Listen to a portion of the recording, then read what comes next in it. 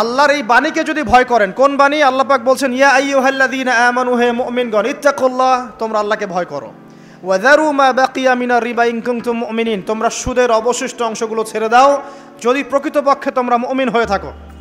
ওয়া ইল্লাম তাফআলু, তোমরা যদি সুদ না ছাড়ো, আল্লাহর হুঁশিয়ারি শোনেন, যদি তোমরা সুদ না ছাড়ো, ফাযানু বিহারবিন মিনাল্লাহি ওয়া রাসূলিহি, তাহলে আল্লাহ এবং তার রাসূলের সাথে যুদ্ধের ঘোষণা শুনে রাখো।